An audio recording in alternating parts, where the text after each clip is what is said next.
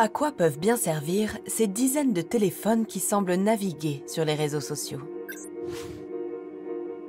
En septembre 2024, nous découvrons ce court extrait. Il nous a menés jusqu'au Vietnam. Dans ce pays, des entreprises et des pirates informatiques fournissent tous les outils pour manipuler les plateformes, comme Facebook ou TikTok. On trouve des sites qui permettent de commander depuis chez nous des milliers de faux commentaires, du matériel spécialisé et des comptes volés dans le monde entier, revendus au marché noir.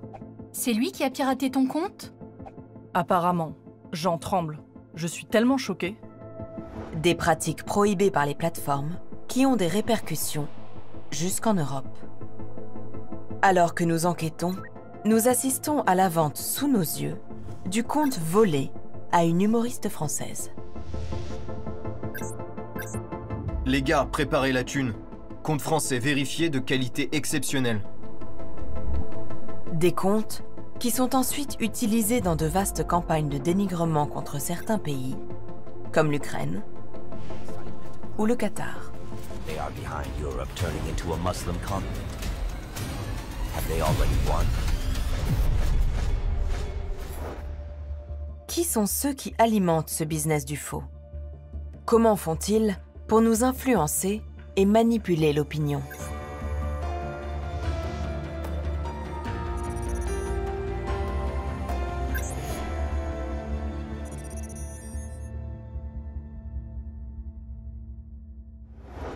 La vidéo aux dizaines de téléphones apparaît à l'été 2024. Sur le t-shirt de cet opérateur, nous remarquons un logo et un nom, Min Software. C'est une entreprise de marketing digital basée au Vietnam.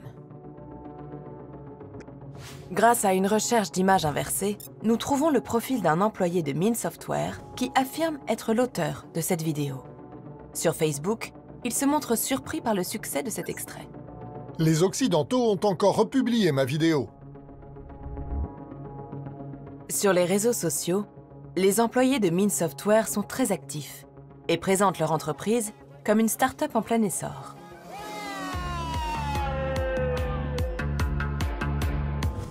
Quelle est l'activité de cette entreprise et de ces mystérieux téléphones en batterie? Nous trouvons un début de réponse grâce aux images publiées par les salariés, très fiers de leur prouesse. À l'occasion du lancement de leur nouveau logiciel, une salariée publie cette capture d'écran de l'interface. Des noms de profils TikTok apparaissent. Nous en avons retrouvé certains. Ils existent bel et bien. Comme ce compte, qui appartiendrait à un jeune homme avec 1775 abonnés. Sur cette vidéo, on comprend que les commandes données au logiciel sont aussitôt exécutées par les téléphones qui hébergent ces comptes TikTok. C'est la raison pour laquelle on appelle ces structures des phone farms, des fermes de téléphones. Sur d'autres captures, on voit toutes les instructions qui peuvent être données. Likez la page. Répondre aux commentaires. Regardez la vidéo. Une automatisation à l'origine du surnom de ces comptes. Des bots, abréviation de robot en anglais. Mais ces fermes de téléphones doivent surmonter une difficulté. Les contrôles des grandes plateformes qui font la chasse à ces faux comptes. Pour les contourner, Min Software entraîne ses robots à imiter les comportements d'un vrai utilisateur. Comme ici, avec cet enchaînement de tâches aléatoires. Regarder une story. Puis, Lire une publication.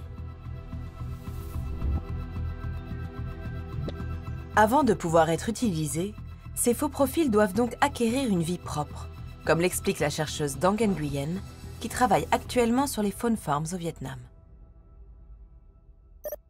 Many of these phone farms breed bots over a long period of time. So some phone farms would have phones running in the background 24/7, simulating browsing behavior without really engaging in any active campaign to sway public opinion, for example.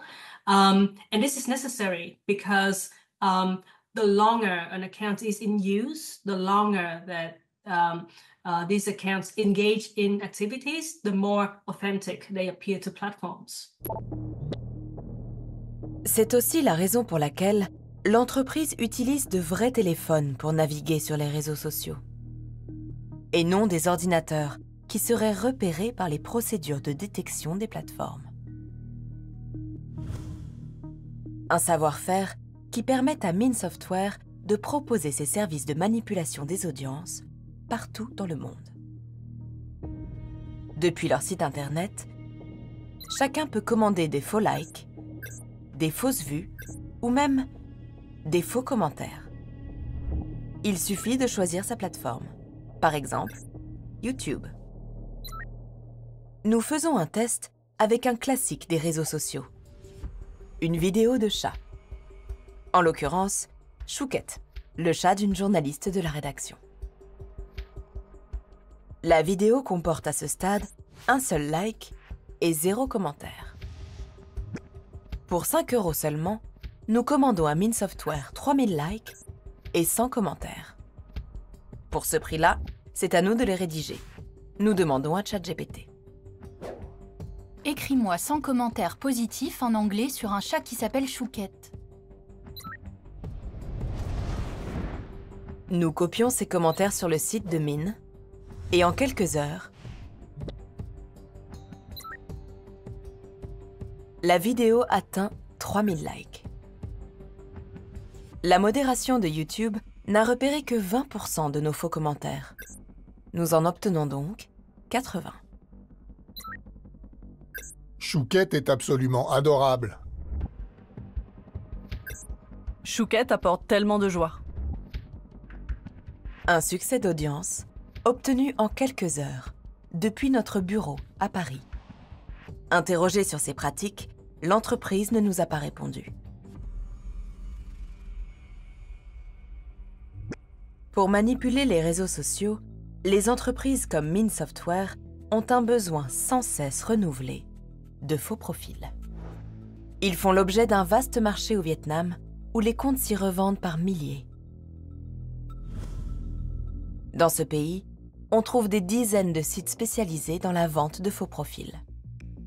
Ils s'appellent Cellclone FB, Cellclone Viet ou Cellclone MMO. Clone, c'est le nom donné à ces faux comptes créés en masse. Ici, le vendeur précise qu'il en a plus de 29 000 en stock.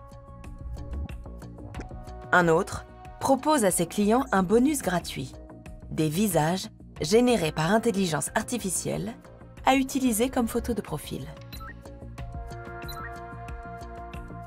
Un marché florissant au Vietnam, favorisé par une électricité et un Internet peu cher et des employés qualifiés en informatique.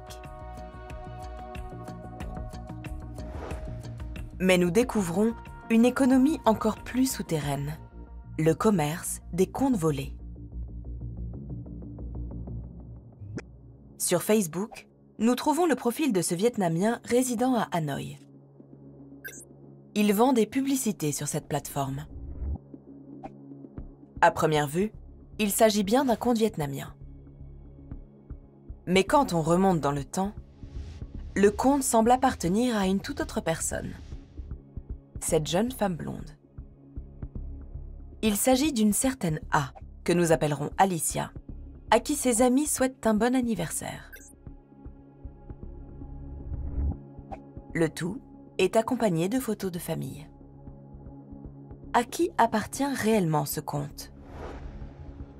Grâce à la liste d'amis, nous découvrons qu'Alicia s'est créé un autre profil. Elle y publie les mêmes photos que sur le compte précédent.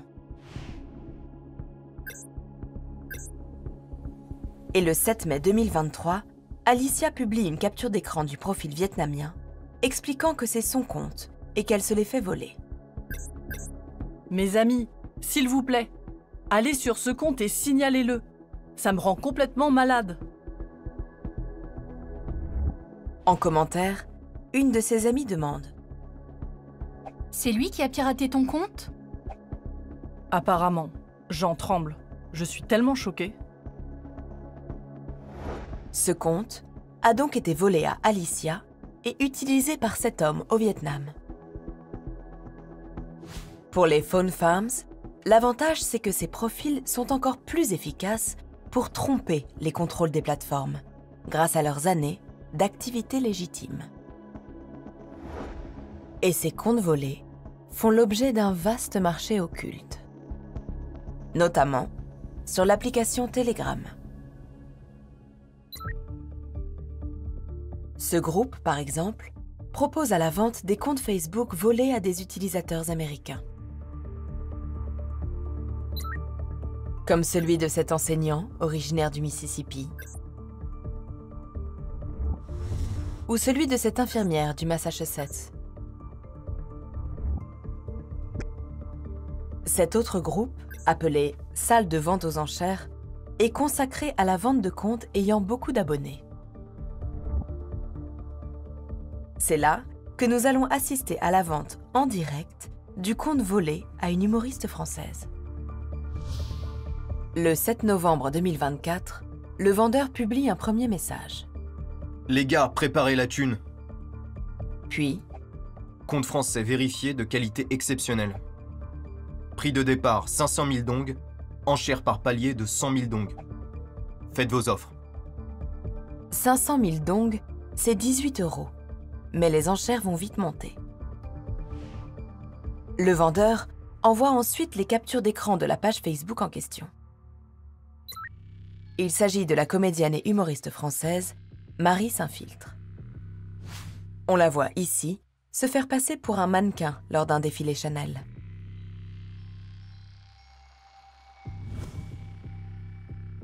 Sur le groupe Telegram, le hacker montre les informations personnelles liées à cette page pour prouver qu'il en a bien pris le contrôle. Le compte suscite la convoitise. Les enchères montent vite, au moins jusqu'à 26 millions de dong, soit 940 €. Nous ne connaîtrons pas le montant final, négocié en privé. Nous prévenons immédiatement le gestionnaire du compte et nous lui conseillons de changer ses mots de passe au plus vite afin de récupérer son compte. Malgré cela, quelques jours plus tard, la page de Marie Saint-Filtre commence à publier des vidéos pour le moins étranges, comme celle-ci. L'histoire commence avec un jeune homme nommé John qui demande à son ami Slow de se préparer à rencontrer leurs amis à la plage. « Mais non Marie, tu as été piratée !» commente un internaute sous la vidéo. Finalement, le compte sera récupéré par sa propriétaire légitime. Mais chaque année, des millions de profils n'ont pas cette chance. Et parfois, ils se retrouvent utilisés malgré eux dans des campagnes d'influence et de dénigrement. Who is behind them? Who encourages them? Who finances them?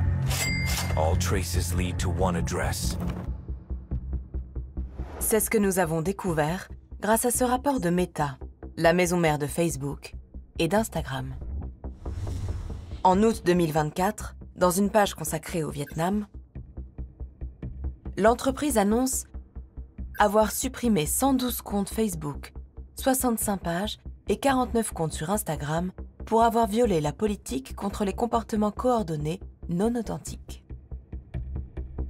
Ils étaient utilisés dans le cadre d'une campagne d'influence qui visait principalement à critiquer le Qatar.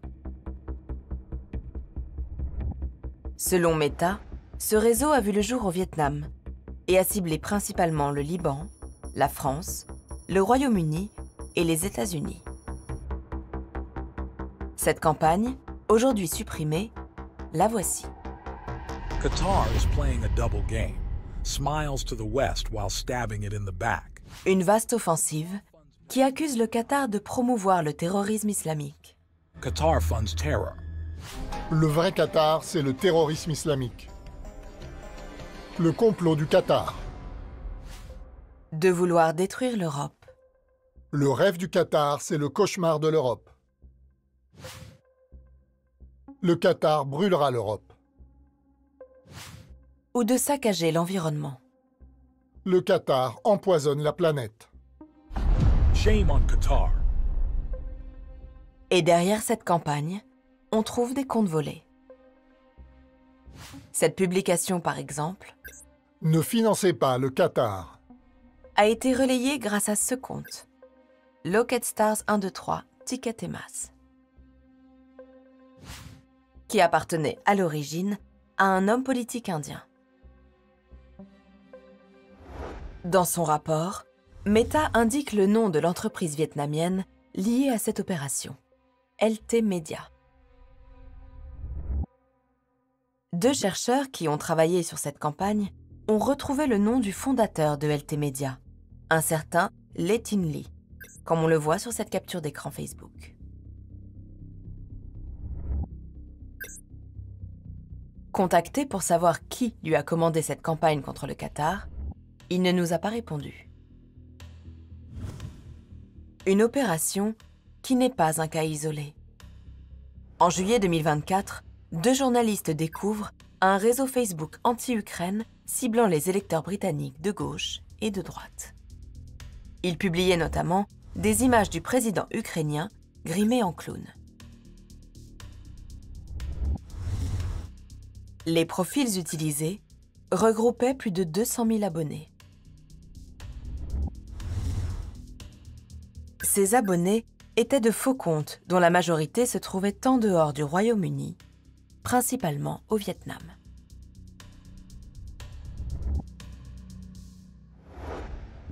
Enfin, en mai 2024, une campagne en faveur d'Israël visant un public aux États-Unis et au Canada utilisait là encore de faux profils venant du Vietnam.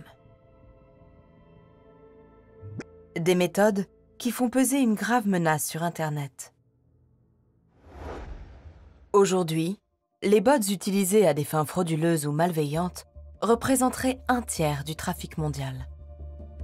Des manipulations en ligne qui propagent la désinformation et sapent nos démocraties.